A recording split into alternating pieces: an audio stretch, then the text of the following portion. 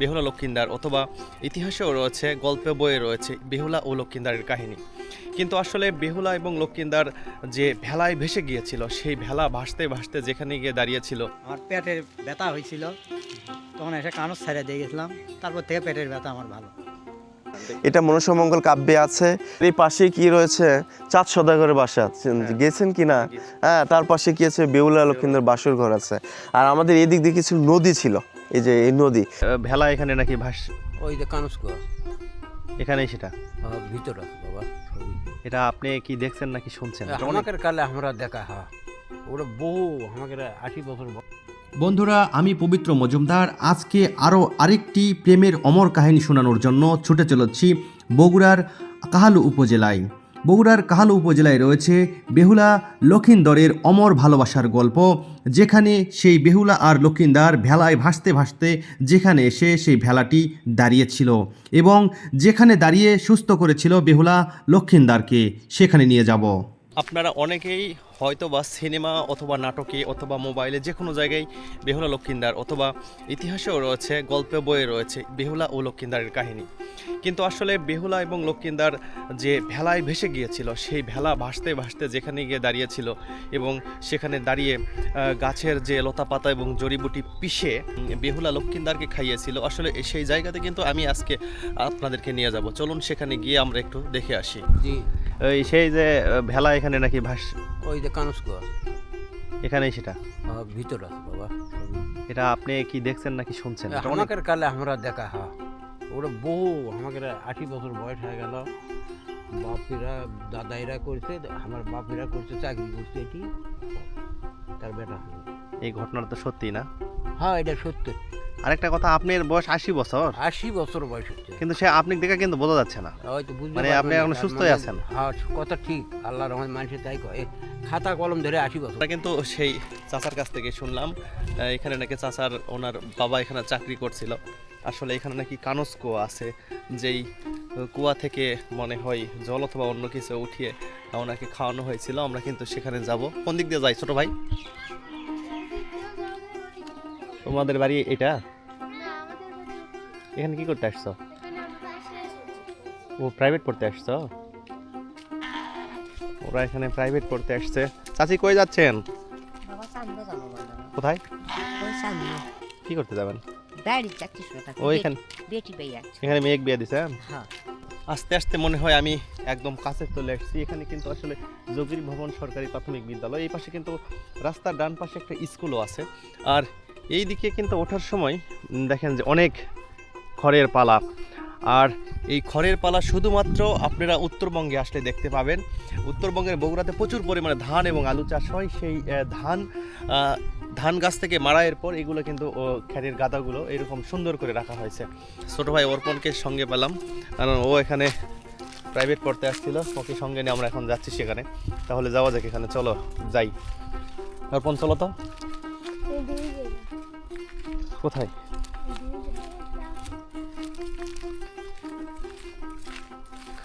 এটা ওরে বাবা, এটা আরো নিন ছিল। হ্যাঁ, এটা আরো নিন ছিল। আরো নিন ছিল। মানে আগে কি এখানে মানে কুয়াতে জল ছিল?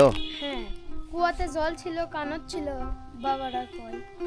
ওই যে ওখানে একটা রাস্তা ছিল, এখানে ডুবকি মারলে আমাদের ওখানে যে ওটা। বন্ধুরা, আপনারা বুঝতে পারছেন যে এই যে কুয়াটা আছে, এটা কানস কুয়া না? এখানে আগে কানসের মাছও থাকতো। এই কানস কুয়াতে কিন্তু নেমে যদি আপনি এরকম করে ডুবকি মেরে চলে যান, তাহলে ওদের বাড়িতে গোক্ষনাথ ঠাকুরের মন্দির বা সেখানে একটা বড় পুকুর আছে। আমরা কিন্তু সেখানে গিয়ে উঠতে পারবো। মানে এখন আর পারবো না, আগে পারতো। কিন্তু আমি আপনাদেরকে একটু পুরোপুরি এই কুয়াটা দেখানোর চেষ্টা করি। এটা সেই কানসকুয়া, যেই কানসকুয়া থেকে জল তুলে নিয়ে জড়িবুটি শিলপাটাতে পিষে বেহুলা লক্ষিন্দারকে জীবিত করে তুলেছিলেন। কারণ শিবের থেকে বর নিয়ে এই কুয়া থেকে জল তুলে সুস্থ হয়েছিল এবং জীবিত হয়েছিল লক্ষিন্দার। এটা মনসামঙ্গল কাব্যে আছে। তারপর কিছু একটা পাওয়া যায়, আইডিয়া পাওয়া যায় যে কি আমাদের এই পাশে কি রয়েছে, চাঁদ সদাগরের বাসা, গেছেন কি না? হ্যাঁ, তার পাশে কি আছে, বেহুলা লক্ষিন্দার বাসর ঘর আছে। আর আমাদের এই দিক দিয়ে কিছু নদী ছিল, এই যে এই নদী, যেটা এখন এই দেখছেন জমি, কিন্তু এই যে জমির ওই পাশে ওইদিকে এখনো নদীর মতো আছে, বড় বড় দিঘি আছে, নিচু জমি আছে, হ্যাঁ বিলের মতো চাপো যে পানাতে ভরে আছে। তো এই দিক দিয়ে শোনা যায় যে কি বেহুলা তার স্বামীকে নিয়ে কি করছিল, ভেলায় করে নিয়ে এই দিক দিয়ে আসছিল, এসে এখানে থামাইছিল। ওই যে নিতাই ধোপানি যে আছে, হ্যাঁ, তো উনি নাকি ওই যে ওই পুকুরে ওখানে কাপড় কাচতেছিল, ওখানে এখনো ঘাট আছে, হ্যাঁ এই দিক দিয়ে সুড়ঙ্গ পথ যে এখনো একটু জলের নিচে গেছে, কিন্তু ঘাট আছে, ওই পুকুরে মাছ মারতে নামলে দেখা যায় এই সুড়ঙ্গ পথ দিয়ে যে ওইখানে ওঠা যেত, ওই ঘাটে, হ্যাঁ ওই ধোপানি ঘাটে। তো ওই ধোপানি নিতাই ধোপানি কাপড় কাচতেছে, কাটতে কেচে উঠে দেখে যে জল ছিটায়ে ওর সন্তানকে জীবিত করতেছে। আসলে জীবিত বলতে কি, ওই সন্তান নিতাই ধোপানির ওই সন্তানটা হচ্ছে দুষ্ট, ওই জন্য মন্ত্র দ্বারা ওকে ঘুমিয়ে রেখে কাপড় কাচা শেষ হলে এরকম করে উঠে আসে, জল ছিটে জীবিত করে নেয়। তো ওটা দেখে বেহুলা ইন্সপায়ার্ড হয়েছে যে একটা অলৌকিক বিষয়, আমার স্বামীকেও হয়তো বা সতী সাবিত্রীর বেহুলার তো মনোবল ছিল একটাই যে আমি সতী, হ্যাঁ আমি কখনো কি কখনো বিফলে যাব না, আমার আর কি ছিল পবিত্র মন নিয়ে আমি কি করব, যেটা চাইবো সেটাই পাবে। তো এই বিশ্বাসটুকু নিয়ে উনি আসছিল। তো তারপরে ওই নিতাই ধোপানি ওনাকে সাজেস্ট করে যে তুমি কি কাজে আসছো এখানে? তো বলছে যে আমি আমার স্বামীকে প্রাণ ফিরে নেওয়ার জন্য আসছি, তো আপনি একটু উপায় বলে দেন। তখন উনি সাজেস্ট করে যে এখানে দেবাদিদেব মহাদেব আছে, ওনাকে ওনার স্তব করে যদি তুমি ওনাকে সন্তুষ্ট করতে পারো তাহলে উনি একটা উপায় বলে দেবে, হ্যাঁ ব্যাস যেই কথা সেই কাজ। তখন বেহুলা এসে তার স্বামীকে এখানে রেখে মহাদেবের স্তব করে, এখানে তারপরে মহাদেব সন্তুষ্ট হয়ে ওনাকে বর দেয়, যে উনি বলে যে আমার স্বামীর প্রাণ ফিরেছে, আমার অন্য কিছুর দরকার নেই, হ্যাঁ। তখন ওনাকে বলে দেয় যে এই কূপের জল, হ্যাঁ, আর এখানে কিন্তু অনেক গাছগাছরা, এগুলো সব ওষুধের গাছ, কিন্তু আমরা চিনি না, কিন্তু অনেক কবিরাজ এসে ওষুধ গাছ তুলে নিয়ে যায়, হ্যাঁ এগুলো ঔষধি গাছ, অনেক কবিরাজ এসে নিয়ে যায় এখানে, হ্যাঁ আরও গাছ ছিল, অনেক জঙ্গল ভরে ছিল। আর এখানে একটা কি ছিল, শিলপাটা ছিল, সেটাও কোষ্ঠী পাথর, হ্যাঁ সেই শিলপাটাটুকু নিয়ে গেছে লোকজন, হ্যাঁ দুর্বৃত্ত, এই যে এখানে ছিল, এখানে ছিল। আমার দাদুরা, আমার বাবারাও দেখছে এটা, হ্যাঁ শিলপাটাতে, ওই শিলপাটাতে ওষুধ বাটে খাওয়ায় এই কূপের জল, হ্যাঁ এখানকার ওষুধ তুলে এখানে মিক্সড করে লক্ষ্মীন্দরকে খাওয়ায়ে ওনাকে জীবিত করে নিয়ে গেছে। এটা আমরা শুধু আমরা নয়, আমরা যে সনাতন ধর্মাবলম্বী তা দেখে বলতেছি তা নয়, এই অত্র এলাকার আপনি যে কোনো ধর্মের লোকজনকে বলবেন তারা বলবে। আর আমাদের থেকে আরও যারা অন্য ধর্মের যারা প্রবীণ লোক, বৃদ্ধ লোক, ওনারা আরও ভালো বলতে পারতো, হ্যাঁ হ্যাঁ হ্যাঁ উনি খুব ভালো বলে। তো তারা বলছে, তো এইখান থেকে আর কি তারপরে আমরা করে দেখলাম যে না আসলে এই আমাদের এই মন্দিরের অনেক কৃপা আছে। আর এই যে এই কূপের যাদের সন্তান হয় না এখনো, হ্যাঁ যাদের এখনো সন্তান হয় না, তারা কি করে এই কূপে মানত করে, জল নেই, হ্যাঁ কিন্তু তারপরেও এই জল না থাকার কারণ আছে, আমি একটা বলতেছি, জল নেই তারপরে এখানে এসে মানুষজন কী করে মানসা করে যায় যে তাদের পুত্র সন্তান হয়। আগে যখন জল ছিল তখন খই দিলে কি উঠতো, এই কানসকূপ কিন্তু এটার নাম, খই দিলে কানস উঠতো, কানস উঠলে ওই খই খাইলে আপনার হবে পুত্র সন্তান। ওই আলট্রাসোনোগ্রাম তো সেরকম ছিল না, প্রয়োজন ছিল না। আর যদি ব্যাঙ উঠে ওই খইটা খায় তাহলে হচ্ছে আপনার কন্যা সন্তান। আর যদি খই এবং ব্যাঙ যদি একটু দেরি করে ওইটা খায় তাহলে বুঝতো মানুষজন যে কি একটু দেরিতে সন্তান হবে একটু দেরিতে। আর যদি নাই ওঠে তাহলে বুঝবে যে সন্তানই হয় না। কিছুদিন আগে দুপচাচিয়া থেকে 3 বাস দর্শনার্থী এসে সন্তানের মুখে ভাত দিয়ে গেছে। চোখ ভরা অনেক স্বপ্ন নিয়ে লক্ষিন্দারকে বিয়ে করেছিলেন বেহুলা, কিন্তু সাপে দংশন করবে এটা তিনি আগে থেকেই জানতেন, তাই স্বামীকে সারা রাত জেগে পাহারা দিবেন বলে মনস্থ করেছিলেন। কিন্তু দুর্ভাগ্য ছিল আরেকটা, নাগিন তার মন্ত্র দ্বারা বেহুলাকে ঘুমিয়ে দিয়েছিলেন বাসর রাতে। কিন্তু আরেকটা জায়গায় ছিল অবহেলা, সেটা ছিল বেহুলা চুল ছেড়ে দিয়ে ঘুমিয়েছিলেন রাত্রিবেলা, সেই চুলটি খাটের নিচে ঝুলেছিল, আর নাগিন তখন সেই চুল বেয়ে উঠে দংশন করে বেহুলার লক্ষিন্দারকে, আর তখনই তিনি মারা যায়। এগুলো দেখতে, হ্যাঁ অনেক লোক আসে, আজকেও লোক এসেছে দেখতে নাকি পূজা দিতে? দেখতেও আসে, পূজা দিতেও আসে। তোমার না ছোট মানুষ, খুবই ছোট মানুষ, ভয় পাচ্ছে বলতে, কিন্তু দিয়া ভয় নাই। চলো এটা কি এই অর্পণ, এটা কি?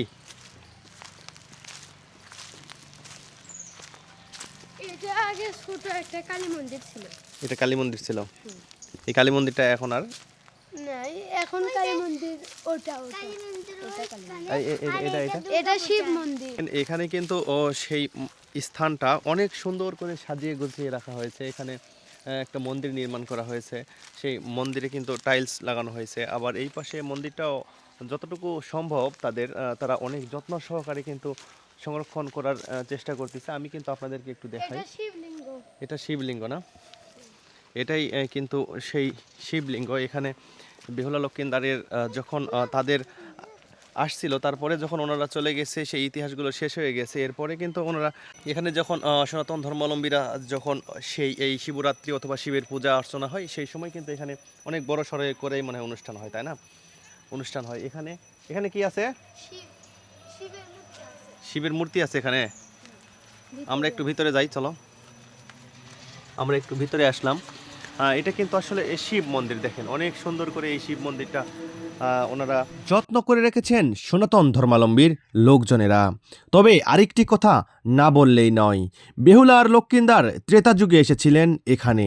এর আগে কিন্তু এই মন্দিরগুলো নির্মাণ করা, মানে তার আগে থেকেই রয়েছে এই মন্দিরগুলো। এখানে ভাসতে ভাসতে এসে এই মন্দিরগুলোতেই স্বামীর জন্য এক মন্দির থেকে আর এক মন্দিরে দৌড়াদৌড়ি করেছিলেন বেহুলা। সবশেষে মহাদেবের কাছে প্রার্থনা করেই তিনি তার স্বামীকে বাঁচাতে পেরেছেন, এমনই রয়েছে জনশ্রুতি। এবং ইতিহাস বলছে বেহুলা আর লক্ষিন্দারের অমর প্রেম কাহিনীর কথা। স্বামীকে ভালোবেসে তিনি কি না করেছেন। তবে এই সেই স্থান যেই স্থানে বেহুলা লক্ষিন্দারকে জীবিত করেছিল, আর সেই স্থান থেকেই তিনি দীর্ঘদিন এখান থেকে তিনি মহাদেবের পূজা অর্চনা চালিয়ে গিয়েছে।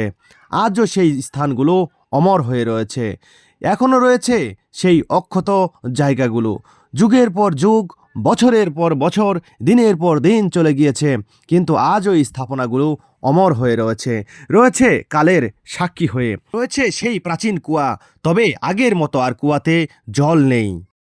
এবার এই মন্দিরটার কাছে আসছি। এটা কিন্তু কালী মন্দির, এটা কালী মন্দির। আমি আপনাদেরকে একটু দেখাই, আসেন দেখেন। যেহেতু এই যে জবা ফুল, এটা কিন্তু কাগজের জবা ফুল রেডি করেছেন, আর জবা ফুল দিয়েই কিন্তু কালী পূজা করা হয়। আমি আপনাদেরকে একটু ভিতরে নিয়ে গিয়ে দেখানোর চেষ্টা করি। এই যে দেখেন, এই মন্দিরটার ভিতরে কিন্তু সেই কালী মূর্তি পর্যন্ত রাখা আছে। এটা কিন্তু সেই সময়ে নির্মাণ করাই সেই মন্দির, এখনো অক্ষত অবস্থায় মাথা উঁচু করে দাঁড়িয়ে আছে, দেখেন। সেই বেহুলা লক্ষিন্দারকে ঘিরেই কিন্তু এত কিছু তৈরি হয়েছে এই যোগীর ভবনে। আমি সেই সময়ে নিয়ম ছিল, কাউকে যদি সাপে কাটে তাহলে কলা গাছের ভেলা করে নদীতে ভাসিয়ে দিত। কিন্তু বেহুলা সেই তার স্বামীর লাশের সঙ্গে কলার ভেলায় চড়ে নিজেও ভেসে এসেছিলেন। 6 মাস ভাসতে ভাসতে সেই যোগীর ভবনে এসে হাজির হয়, এবং হাজির হয়ে স্বামীকে তিনি জীবিত করে ছাড়েন। এটাই ছিল তার লক্ষ্য। তো একবার আসছিলাম, আমার পেটের ব্যথা হয়েছিল, তখন এসে কানস ছাড়া দিয়ে গেছিলাম। তারপর থেকে পেটের ব্যথা আমার ভালো, এটুকুই অটোমেটিকলি ভালো হয়ে গেছে। হ্যাঁ, এখন আর পেটের ব্যথা নাই। নাই, না, কিন্তু যখন আপনি ছেড়ে দিয়েছিলেন তখন কি এখানে মানে তখন পানি ছিল, পানি ছিল। তখন ছিল মানে পানি আপনি ছিল, দেখছেন আমি- যে ছিল। হ্যাঁ, 2-3 সিঁড়ি বোধ আমি নামে যায় ছেড়ে দিয়েছিলাম। বন্ধুরা, আপনারা কিন্তু শুনতেই পাচ্ছেন যে আঙ্কেল কিন্তু বেশি বয়সের না। আমি আপনাদেরকে একটু দেখানোর চেষ্টা করি, হালকা বয়স, কিন্তু উনি ওনার লাইফে দেখছেন যে এখানে কিন্তু জল ছিল এবং কানস মাছ কিন্তু সে এখানে ছেড়ে দিয়ে গিয়েছেন। তারপরেই কিন্তু ওনার যে অসুস্থ ছিল সেটা কিন্তু সুস্থ হয়েছেন। এরপরে কিন্তু আর ওনার আর এই ব্যাপারে কোনো চিকিৎসা নিতে হয়নি না। না না, জি না। এটা কিন্তু একদম সত্য ঘটনা। একদম। এটা কিন্তু একদমই সত্য ঘটনা, মানে যার জল জান্ত প্রমাণ উনি। আপনার নামটা যদি একটু বলতেন। আমার নাম মোহাম্মদ আব্দুর রহমান। মোহাম্মদ আব্দুর রহমান। মোহাম্মদ আব্দুর রহমান আঙ্কেল কিন্তু এই যে কানসকূপ বা কানসকুয়া এখান থেকেই বাবা মা মানত করছিল, মানে আপনার বাবা মা মানত করছিল। আমি আপনি তখন ছোট কিন্তু ছিলাম তো। মনে হয় আপনি আবেগপ্লুত হয়ে গেছেন, আপনার চোখে কিন্তু একটু ভাব আসছে। আসলে না, যে এত বড় সমস্যায় আপনি পড়েছিলেন, আবার সেখান থেকে সুস্থ হয়ে উঠলেন। জি। আসলে প্রত্যেকটা ব্যক্তি যদি যখন কখনো কোনো রকম বিপদে পড়ে সেখান থেকে উঠে আসেন, তার আবেগটা এমন আবেগপ্লুতভাবে হয় যে চোখে জল চলে আসে। আসলে ওনার কিন্তু সেরকমই হয়েছে। তো যাক, আপনি সুস্থ থাকবেন, ভালো থাকবেন। যখনই মনে ইয়া হয় আর কি, যখনই মনের টান আসে তখনই আপনি এখানে চলে আসেন যে একটু ঘুরে আসি যে। জি জি, আচ্ছা, ঠিক আছে, ভালো থাকবেন, সুস্থ থাকবেন। ঠিক আছে। আসলে আমারও অনেক জানার ইচ্ছা ছিল এখানকার এই সম্পর্কে, যোগীর ভবন সম্পর্কে। তো আমার যতটুকু মানে ভিতরে আকাঙ্ক্ষা ছিল, চাহিদা ছিল জানার জন্য। আসলে আমি জানতে পারলাম, এজন্য আমি খুবই খুশি এবং আপনাদেরকে জানাতে পেরেও আমি খুবই খুশি। চলে যাচ্ছ তুমি? দূর থেকে পাখির চোখে যেটা দেখতে পাচ্ছেন এটাই হচ্ছে যোগীর ভবন।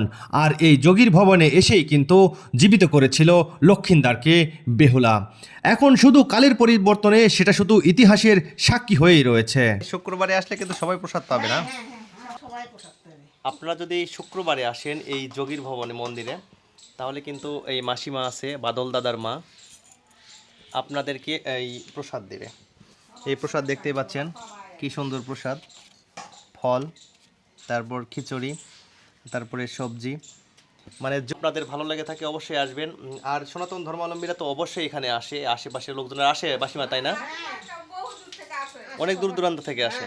কারণ আমি যখন আসলাম তখন দেখলাম অনেক লোকজন আসলো, তা সবাই চলে গেছে, কেউ নাই, আমি একাই আছি, কারণ সময় শেষ হয়ে গেছে। আসলে আমি একটু প্রসাদটা দেখি কীরকম। ভালোই হয়েছে, আসলে খুবই ভালোই হয়েছে। আর এরকম একটা ফাঁকা জায়গায় আপনারা তো দেখতেই পাইলেন যে কত মানে জমির মাঝখানে, চারিপাশে জঙ্গল, তার মাঝখানে এটা। এখানকার লোকজনের কথা মতে এই যে জমিগুলো দেখতে পাচ্ছেন এটা নাকি সেই সময় ছিল নদী অথবা বিলও হতে পারে, কিন্তু এখন সেটা জমিতে পরিণত হয়েছে। কারণ যুগের পর যুগ, বছরের পর বছর, দিনের পর দিন চলে গিয়েছে, সেটা তো আর আগের মতো থাকতে পারে না। আর এই দিক দিয়েই ভাসতে ভাসতে এই যোগীর ভবনে এসেছিলেন সেই বেহুলা আর লক্ষিন্দার। সব কিছু যেন উলট পালট হয়ে গিয়েছে, কিন্তু রয়েছে ইতিহাসের পাতায়, রয়েছে সেই জনশ্রুতির মাঝে, রয়েছে সেই এলাকার লোকজনের মুখে মুখে। বেহুলা আর লক্ষিন্দার এটা কিন্তু একটি অনেক বড় ইতিহাস। পাশে থাকবেন, ভিডিও দেখবেন।